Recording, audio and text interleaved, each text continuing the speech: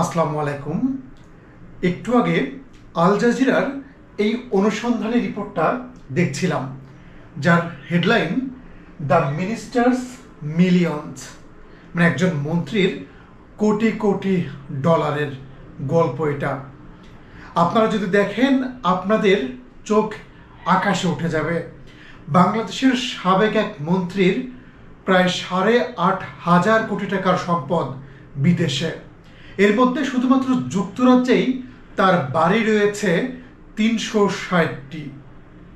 ভাবা যায় বাংলাদেশের সাবেক একজন মন্ত্রী তার 8,500 কোটি টাকার সম্পদ বাইরে। শুধুমাত্র যুক্তরাজ্য না, যুক্তরাজ্য, যুক্তরাষ্ট্র, মালয়েশিয়া, সংযুক্ত আরব আমিরাত সহ বিশ্বের বিভিন্ন দেশে সম্পদের পাহাড় গড়ে তুলেছেন এই মন্ত্রী। চট্টগ্রামের এই ভূমিমন্ত্রী, তাকে আপনারা অনেকেই চেনেন, তার নাম সাইফুজ্জামান। কাতার ভিত্তিক সংবাদ মাধ্যম আল জাজিরা যে অনুসন্ধানটি চালিয়েছে, সেই অনুসন্ধানের তথ্য বলছে শুধুমাত্র যুক্তরাজ্যে 3,000 কোটি টাকার সম্পদ কিনেছেন সাইফুজ্জামান। রিয়েল এস্টেট ব্যবসাকে সম্প্রসারণ করেছেন মধ্যপ্রাচ্যের দেশ সংযুক্ত আরব আমিরাতের দুবাই, নিউ ইয়র্ক, সিঙ্গাপুর এবং মালয়েশিয়া পর্যন্ত। সব মিলিয়ে তার বাড়ির সংখ্যা 500-র বেশি। একটা মানুষের কতটা বাড়ি লাগে? 500-র বেশি বাড়ি করেছেন এই সাইফুজ্জামান চৌধুরী। আপনারা যারা প্রতিবেদনটি দেখেননি তাদের কাছে অনুরোধ করব, আপনারা আল জাজিরার এই প্রতিবেদনটি দেখেন। মানে একজন মন্ত্রী হয়ে বাংলাদেশ থেকে 8,500 কোটি টাকা নিয়ে গেছেন, পাচার করেছেন এবং সেই টাকা দিয়ে তিনি অবৈধভাবে সম্পদের মালিক হয়েছেন।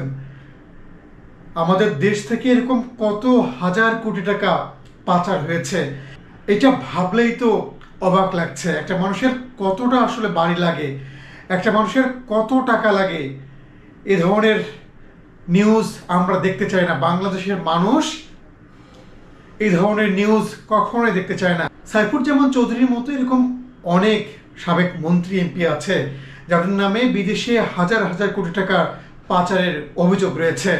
আল জাজিরা যেহেতু শুরু করেছে, আমরা আশা করব আল জাজিরা এরকম আরও প্রতিবেদন প্রচার করবে এবং বাংলাদেশের মানুষ সেগুলো দেখবে আর তারা ভাববে তারা যাদেরকে নির্বাচিত করেছিল সেই এমপি মন্ত্রীরা কত টাকা পাচার করেছে বহির্বিশ্বে। বাংলাদেশ থেকে হাজার হাজার কোটি টাকা যারা পাচার করেছে সে টাকাগুলো আবার যেন দেশে ফিরিয়ে আনা হয়, সে আহ্বান জানাবো বর্তমান অন্তর্বর্তীকালীন সরকারকে। একই সঙ্গে যারা এই কাজগুলো করেছে তাদেরকে আইনের আওতায় নিয়ে আসার দাবি জানাবো।